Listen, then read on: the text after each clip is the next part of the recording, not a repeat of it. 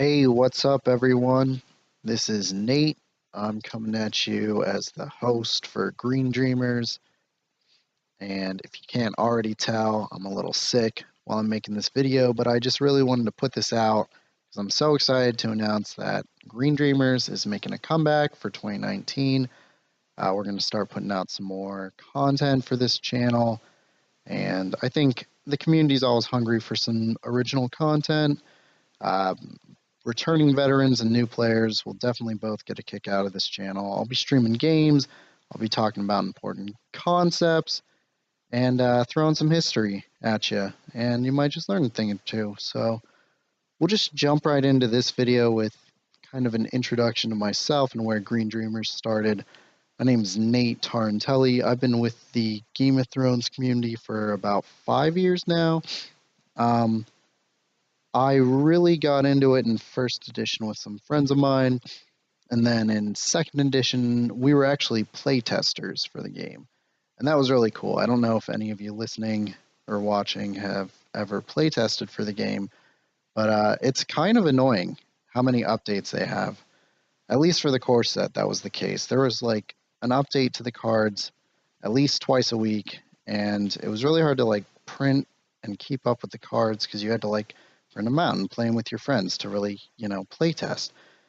But anyways, one of these updates, they encouraged us to kind of talk about the game and talk about, what are some problems we might see, what are some ideas we might have. We were encouraged to kind of have an open dialogue about this, and so our contribution to the second edition is that we actually recommended a rule. So originally it was 7 gold that you were allotted for the setup. This was to compensate from first edition where you got 5 gold on setup. But the cards were more expensive here. The gold curve was kind of new to a lot of players.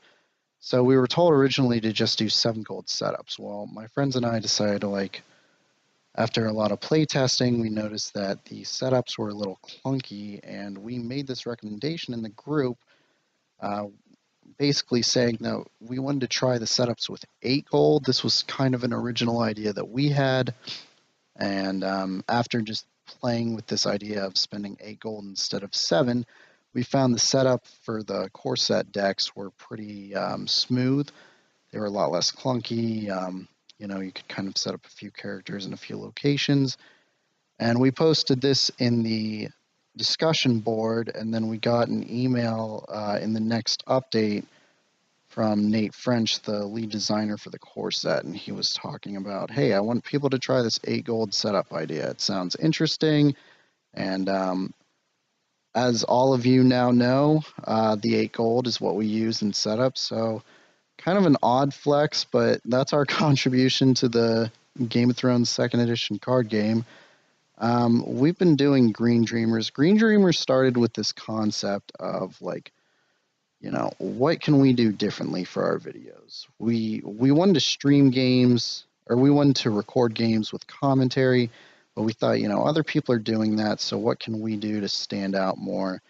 And we decided to take a look at poker. If you've ever seen poker on TV, what's really cool about that is knowing what the players have in their hands, because then you can kind of walk through what they're thinking. That's sort of the downside of streaming live games at a tournament, is you can only speculate what's in the players' hands. So with this, we were just looking at, can we put the images of our hands, show them real time, well, real at the time, but the viewer can see them. You can see that I have Sansa in this hand, and you can see Ryan has, Tyrion. And then we talk about, we're making these decisions. You can see our plots here based on this information. So you as the viewer get as much out of it as you can. You can kind of just go through exactly what we were thinking at the time. And you can say, oh, he played this because this was what was in his hand. So that was our original idea for Green Dreamers, and it was really cool. It was well received. People liked it. The problem was it took a lot of work to produce. And Tyler, my brother Zach, and I, we didn't know how to do video editing. All the video editing went to Zach, and he was probably the least into the game out of all of us. So eventually, 3 episodes of that, and we were kind of done putting out that content with this high amount of production time. So then Green Dreamers kind of evolved into just Tyler and I hosting, and we would talk about, videos and concepts. And we had one video where we had some footage from a tournament, and we talked about, prepping for that tournament and in-game decisions we were making. But the real takeaway from this point is that the production value was definitely lower in quality than when we first started. So I'm going to keep up that tradition because I don't really know how to video edit. This is all one take, so if I mess up, you're just going to have to deal with it because I'm not going to edit these videos too much because I'm not very good at it. So, but moving forward, I was thinking this video I would talk a little bit about my recent success. This year, I played at Chris Thompson's tournament in Indiana. It was the Quirrell at Kyburn's, the second version. He had the first iteration of this tournament back in 2017. It was like a Halloween-themed tournament, and I ended up winning that. I won the first ever, and then we did a trial of 3, which is where you have 3 people on a team, and my team ended up winning the second one. So, but the deck I was playing for that is this Stark Wars to Come deck. And for newer players watching this who kind of, are asking yourselves, how can I do better at a tournament? What can I do to just improve my results? I can kind of walk you through my process and what I do to get ready. My real claim to fame for second edition, aside from the 8 gold setup, would be I was the U.S. national champion in 2016. This was the first year they did a national championship. I think before it was just like North American championship, and that was it. So I won the first ever U.S. national championship, and I'm not trying to brag or anything, but if you're wondering why should I listen to this guy, I've got some experience playing the game. I usually do pretty well at tournaments. Take everything I say with a grain of salt. Obviously, even looking back at some of these old videos we did, some of the things we say don't really hold up, and that's kind of to be expected because the meta changes so much and the game kind of adapts with restricted lists and stuff like that. So, sorry, not to get too off topic. So back to the process. So I've got this Stark Wars to Come deck. I knew I wanted to play Stark because Stark is really easy to play. Stark is pretty fast. It's got a lot of really good cards that have just come out consecutively. You got Wyman, he's really good. He's a bomb. You got Mirror Reed. Mirror Reed's really good. And Skagos is super good. And all these cards are cards that have just come out in the last cycle. Well, I think Wyman was in the Martel box. No, March on Winterfell. Well, my point is that Stark has gotten a lot of really good cards recently, and they keep getting better. Great John was from the Martel box. So I wanted to play Stark. Stark is easy. Stark's really versatile. They got Brand for cancel. They've got a lot of control when you think about it, like Winterfell shuts down a lot of shenanigans. Ward, people hate this card, and I totally get it. It's so annoying to play against. Frozen Solid's some location control. The deck is just really versatile. And then Wars to Come, I think, is my favorite agenda because it gives you more options. If you just think to yourself, in this situation, what would help me the most? You usually have a plot that can answer that question. I need a ward right now, or I need a Frozen Solid to deal with this flea bottom. You can just play building orders. This is a great plot, but a lot of 7-plot decks really can't afford the slot for building orders. That's why I love Wars to Come, because now you have extra room for just a really good plot that is usually ended up cut if you can only run 7 plots. So I knew I wanted to play with this deck, and I just started playtesting really, really hard. Um, I play on the Iron Throne. I've got that. Boom, right here. This is the ironthrone.net. If you guys aren't familiar with this, I would definitely recommend taking a look at it. It's super easy to get your decks just on here and ready to play. If you're unfamiliar with Thrones DB, this is like how you build your decks.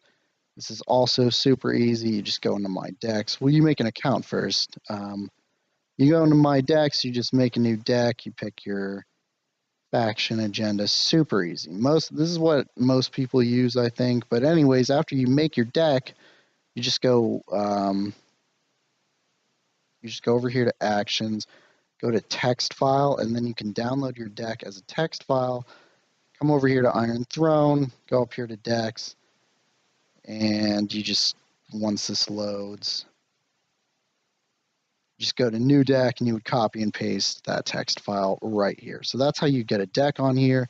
And once you have a deck, you can just play with a bunch of different people. And you're going to get some toxic people, but that's because a lot of people use this site, and it's a numbers game, so some of these guys are going to be kind of toxic, but whatever. I usually just play casual. The reason is I find that if I start an experience or a competitive game, I think it takes longer. I think people naturally join casual games before they do competitive.